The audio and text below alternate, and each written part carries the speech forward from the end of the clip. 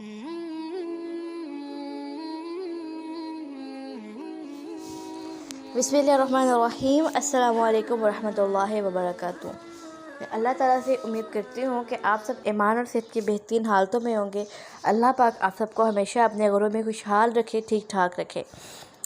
आज के टॉपिक में नमाज सीरीज़ में हम बहुत अहम टॉपिक के बारे में डिस्कस करने जा रहे हैं।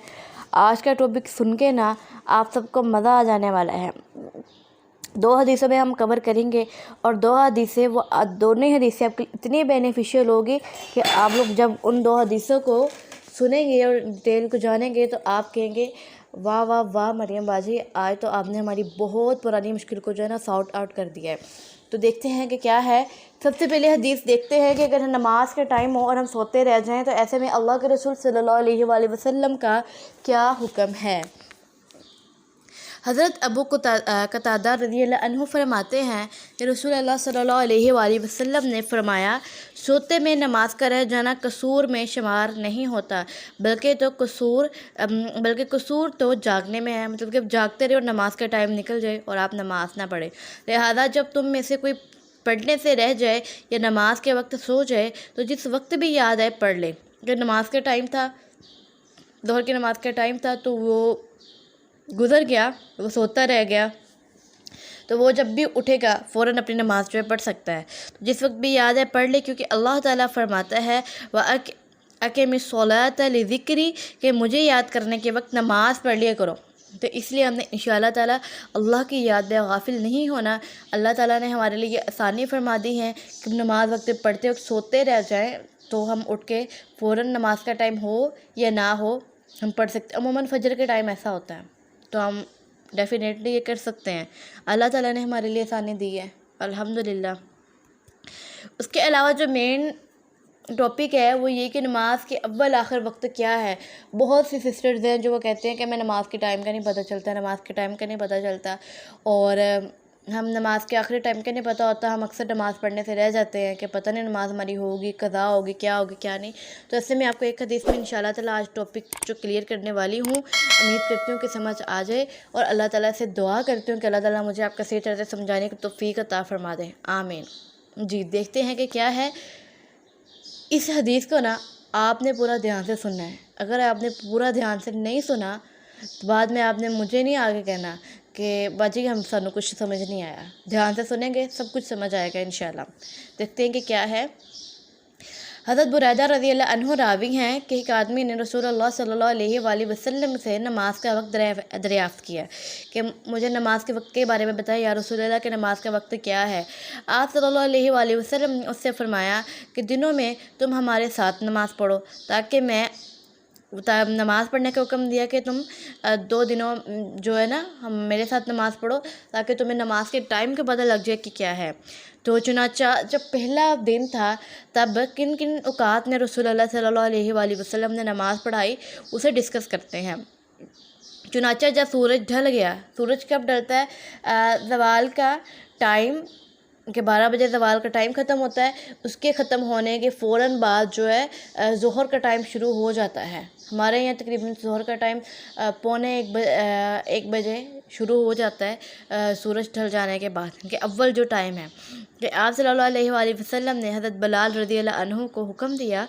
हज़रत बिलाल रज़ियल्लाहु अन्हु ने अज़ान दी, फिर आप सल्लल्लाहु अलैहि वसल्लम ने इन्हें तकबीर कहने का हुक्म दिया। उन्होंने ज़ोहर की तकबीर कही और आप सल्लल्लाहु अलैहि वसल्लम ने ज़ोहर की नमाज़ पढ़ाई। ठीक है, कि आपको ज़ोहर का पता लगे कि ज़वाल का टाइम ख़त्म होने के बाद ज़ोहर का वक्त जो है वो शुरू हो जाता है। हमारे यहाँ इन्होंने ज़्यादातर 1 बजे तक जो ज़ोहर की नमाज़ करवा देते हैं एहतियातन टाइम को मैनेज करके।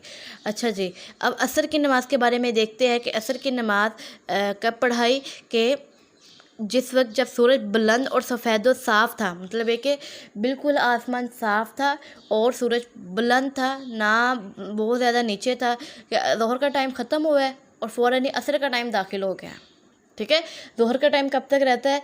जब हर चीज़ का साया 3 गुना तक हो जाए। मतलब है कि आप पहले एक चीज़ है, ठीक है, वो उसका साया बिल्कुल उसके साथ है, सिर्फ 1-2 इंच के फासले में है, फिर थोड़ा सा दूर होगा, फिर जब बहुत ज़्यादा दूर होगा, ये ख़त्म होने तक करीब होगा, اس کو کیا نام ہے ظہر کا جو ٹائم جو ختم ہونے میں لیا جاتا ہے. تو ظہر کا ٹائم ختم ہونے کے فوراً بعد عصر کا ٹائم کے جب سورج بالکل آسمان صاف تھا اور سورج بالکل صحیح طرح سے نظر آ رہا تھا، آپ صلی اللہ علیہ وآلہ وسلم نے تب عصر کی نماز پڑھائی. پھر مغرب کی اقامت کا حکم آپ نے تب دیا جب کہ سورج غروب بھی ہوا تھا، مطلب کہ ابھی عصر کا ٹائم ختم ہی ہوا تھا. ٹھیک ہے، وہ جو ٹائم آتا ہے نا کہ اس عصر کے ٹائم، شام کے ٹائم، کہ اس وقت نماز نہیں پڑھتے جس وقت سورج غروب ہو رہا ہو، اس ٹائم کے ختم ہونے کے بعد آپ صلی اللہ علیہ وآلہ وسلم نے مغرب کی نماز کا حکم دیا تھا. اس کے بعد آپ صلی اللہ علیہ وسلم نے مغرب کی نماز پڑھائی. عشاء کی نماز کب پڑھائی؟ کہ جب شفق غائب ہوئی تھی، مطلب کہ فجر جو مغرب کا ٹائم پوری طرح سے ختم ہو چکا تھا، آسمان کے تارے ختم ہو چکے تھے، اور آسمان میں جو ریڈنس سی ہوتی ہے مغرب کے ٹائم ختم ہوتے ہوتے وہ ریڈنس جب ختم ہو چکی تھی، تب آپ صلی اللہ علیہ وآلہ وسلم نے عشاء کی اقامت کا حکم دیا. تب آپ صلی اللہ علیہ وآلہ وسلم نے عشاء کی نماز پڑھائی.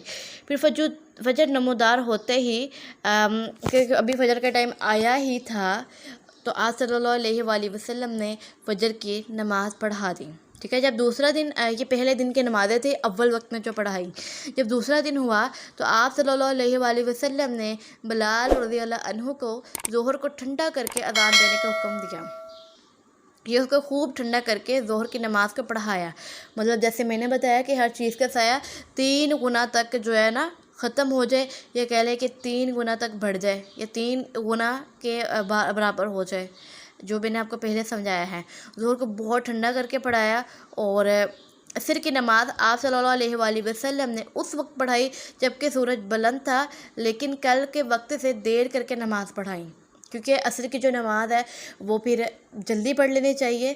ٹھیک ہے، جیسے کہ آپ صلی اللہ علیہ وآلہ وسلم کے ایک حدیث میں ہے کہ جو فجر اور جو عصر کی نماز ہے یہ 2 ٹھنڈی نمازیں ہیں، کہ ٹھنڈے وقت میں یہ نماز پڑھنی چاہیے، لیکن عصر کی نماز کو زیادہ تاخیر کرنے سے منع فرمایا گیا ہے. ٹھیک ہے، اس وجہ سے سورج بلند تھا لیکن کل کے نسبت کم بلند تھا، تھوڑا سا ڈھل چکا تھا جب آپ صلی اللہ علیہ وآلہ وسلم نے عصر کی نماز پڑھائی.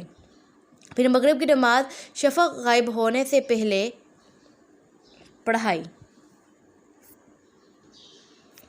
مطلب یہ کہ کل کے وقت انہوں نے اللہ کے رسول صلی اللہ علیہ وآلہ وسلم نے نماز تو پڑھائی تھی، لیکن فوراً مغرب کا ٹائم آتے، لیکن اس ٹائم میں تھوڑی سی تاخیر کی، کہ تھوڑا سا نا عصر کے مغرب کے ٹائم کو تھوڑا سا کہہ لے کہ ہمارے یہاں کہہ لے کہ 10 منٹ کے بعد یا 15 منٹ کے بعد، لیکن شفق غائب ہونے سے پہلے پڑھا دی تھی.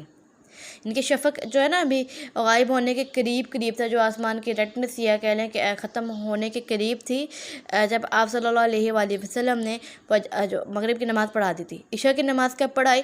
تہائی رات گزر جانے پر پڑھائی. مطلب ہے کہ جب 3 حصے رات کے گزر چکے تھے، تب آپ صلی اللہ علیہ وآلہ وسلم نے عشاء کی نماز پڑھی، اور فجر کی نماز خوب روشنی ہو جانے پر پڑھائی.